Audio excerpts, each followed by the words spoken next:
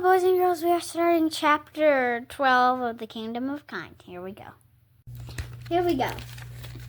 Okay, chapter 12. 10 Kings. Seated in the magnificent castle ballroom at 3 long banquet tables were the 30 oldest people in the kingdom. They had been summoned to a luncheon at the castle. After the meal was served, Prince Eric explained that he wanted to learn about all the past kings and everything any of them knew about the history of the kingdom. He questioned each one as they ate at a 12-course meal, that was spread out over 3 hours. Much to his disappointment, Prince Eric didn't learn anything that his father hadn't already told him. They all remembered stories about the last several kings, but none of them knew how the kingdom was found. Prince Eric then sought answers of his questions by reading all the history books he could find in the castle. In the castle's magnificent library. What he learned intrigued him.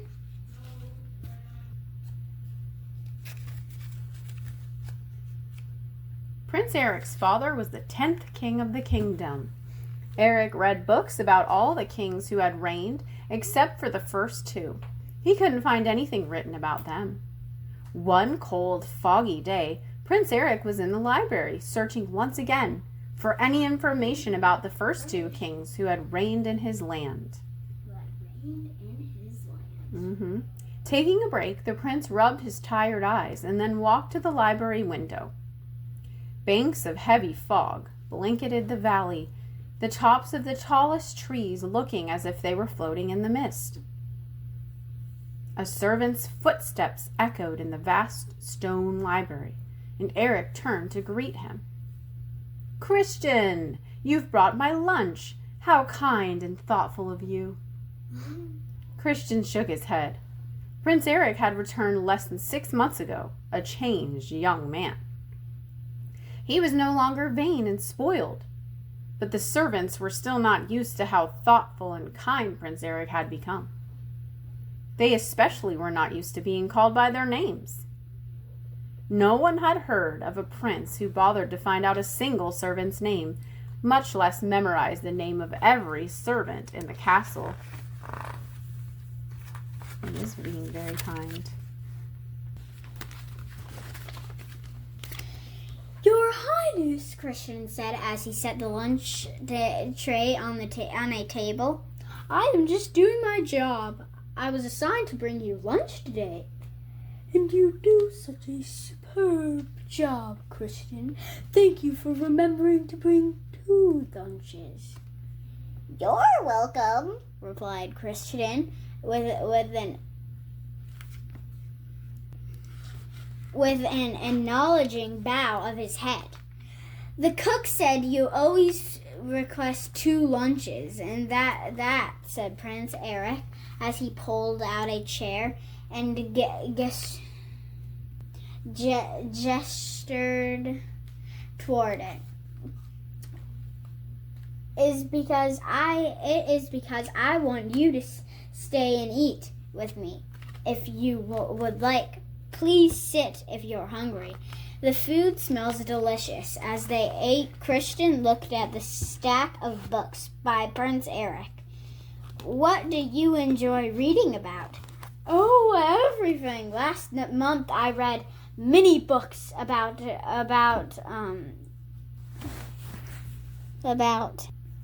chameleons or orchestras, and many books about chameleons or orchestras and chemists, and even the life stories of an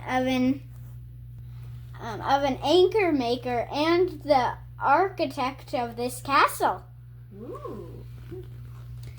Every book was so interesting, but lately I've been reading about the kings who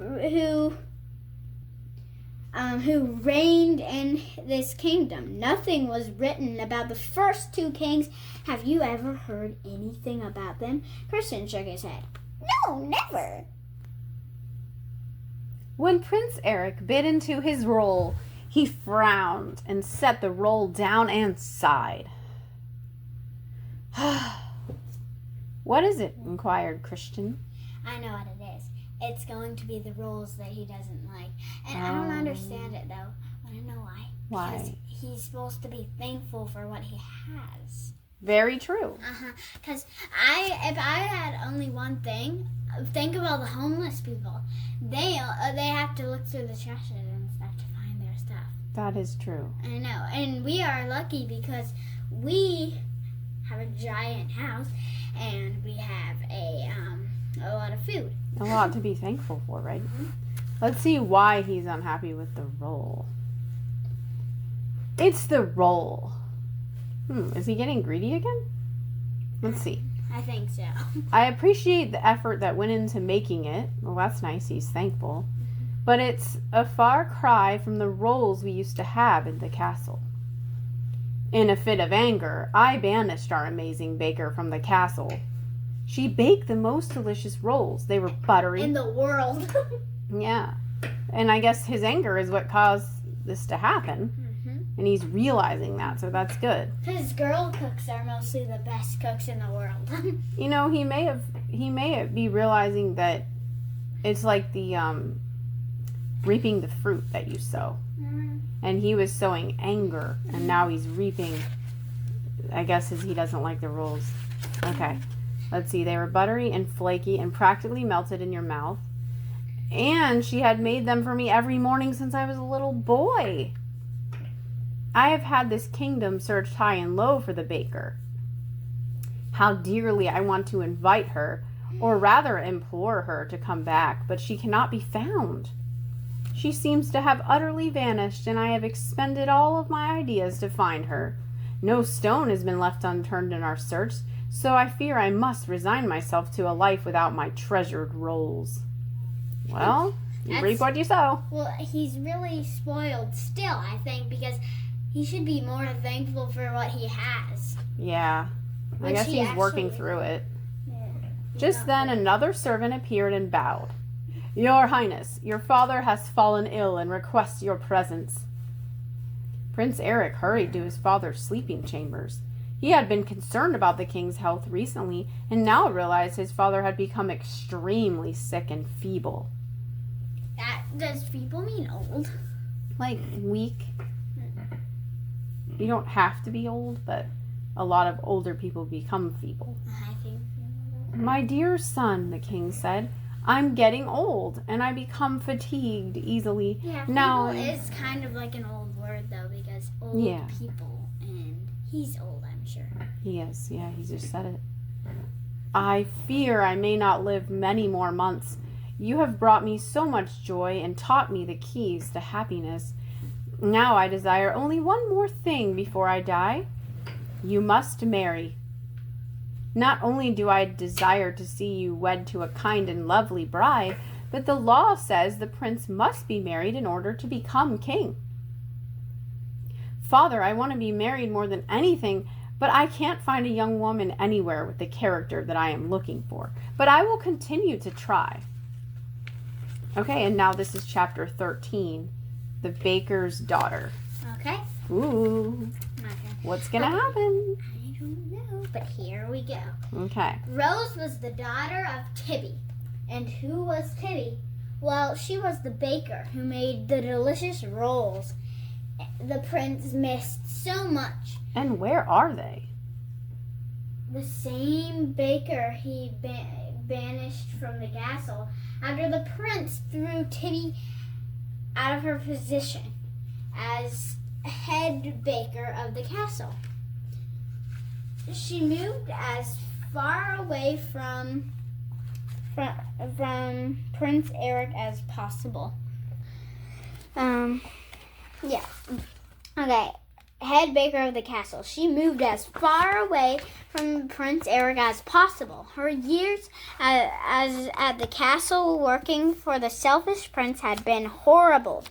Also, she had been so disappointed in the people of the kingdom for their unkindness. Understandably, I wonder what happened to let me see. I'm wondering what happened to the guy that they ran into in the cave. No, I'm wondering what happened to Diego or someone. What's his name? I forgot his name. I wonder what happened to him. Back. Yeah. Okay. She no longer wanted to unkindness. Understandably, she no longer wanted to bake for the unkind, fussy people in the kingdom. So Tibby and her husband Nicholas moved their family into a small cottage on a little island far away from any unkind people. In fact, Tibby, Nicholas, and Rose were the only people who lived on the island. They're near the shores of the mighty ocean. The happy little family started an orchard farm. They started their orchid farm? You start here. Okay, thank you. Rose had never lived in the castle. While her mother was a baker there, they had lived in a tiny, run-down cottage near the castle. Life had been very hard there. Now, Rose loved her life at the beautiful orchid farm. She loved her mother's scrumptious home-cooked food and her thoughtful words. She loved her father's jolly character and his imaginative stories. Also, her father taught Rose to identify and appreciate all the plants, flowers, and trees in the area. That sounds like Daddy. She especially loved the orchids that her family grew. The exotic, colorful flowers filled the air with a sweet fragrance that mingled with the faint, salty smell of the ocean air. Here you go. I like our orchids. Rose even loved the chores she was assigned, and she did them with a positive attitude. She loved the chorus of happy clucking from the chickens when she fed them. She loved hearing the pigs squeal with delight when she poured slop into their trough. And she loved the smooth feel of dough as her mother taught her to knead and bake fabulous rolls. Occasionally, though Rose wished to meet people, she often longed for a friend, and she hoped to one day marry a caring young man. But there were two problems. Their island was isolated, and there weren't many kind people in the kingdom anyway. Oh, no. One afternoon, after finishing her last chore, weeding the zucchini bed, Rose took a basket of bread and her favorite book and hiked up to the little grassy knoll above their cottage, a place she visited often. There, she sat against the gnarled trunk of the huge old oak tree. She thoroughly enjoyed listening to the wind whisper through the trees like 1,000 faintly tinkling bells. Looking up into the tree, she thought, I've never climbed this tree. Look, there's a perfect place to sit. Tucking the book in her pouch, she stood and started making her way up the tree. The sitting spot was not too far up, and Rose found it to be as wonderful a spot as she thought. After she sat there quietly for a few minutes, the birds dared come back to the tree, and Rose watched them in delight as they flitted around the branches. We need to fix our fairy Mm-hmm. Lit it. Okay. Rose sang often, and she had a particular song that she loved. Her grandmother had taught it to her, and now she sang as sweetly as a nightingale from her perch up in the tree. Hey, the Sing Sweet Nightingale with those two ugly stepsisters from Cinderella. Oh, yeah. Yeah. Sing, sweet nightingale, sing. That's They have to be off key because they're so bad. Yeah. What is her song? It's what song? What's the words of her song? It says she's gonna sing it. May my song echo across the ocean, far and reach to my Creator above. The mighty stars, He is the grand artist of all my eyes can see, the designer of the rolling hills and the charms deep. May my song echo across the ocean, far and reach to my Creator above, the mighty stars. After a few more minutes, Rose decided to climb down from the tree and get some bread from her basket. As she was going down through the branches, her leg struck the jagged edge of a small broken branch, leaving a long, deep cut on her chin. On her chin? Mm-hmm. Oh, no. Or shin. Her shin? What's like that? on her leg. S-H. Uh-huh. Rose gasped. That's like right here, the front part of your leg. Rose gasped in pain, and then she felt blood start to trickle down her leg. Oh, poor Rose. Hurriedly, she made her way down to her basket, grabbed the towel the bread was wrapped in, shook the crumbs from it, tore it into 3 long strips, and bound her wound. Wincing in pain, she stood up. I just want to know what's going to happen here. Just then, she spotted a familiar blue and white ship sailing toward their shore. Quickly gathering her things, she made her way to the cottage, ignoring the pain in her leg. "Mother, Father," she cried, "Uncle Michael's ship is coming!" Out of breath, Rose flew through the doorway of the little cottage and helped her parents hastily prepare for the guests who would soon be arriving. Michael, Rose's uncle, had planned to take Rose's father and loads of their orchids to the main city of the kingdom. I guess that's where they were going to sell them. Rose said her father, "I've been having a horrible stomach aches the last couple of days. I won't feel well enough to sail with Uncle Michael. Would you like to go in my place?" Rose was delighted. She loved their little island, but she was ready for a new adventure. Her throbbing leg, however, made her hesitate. If Mother and Father know how bad this wound is, they won't let me go. I want to help Father and go on this trip.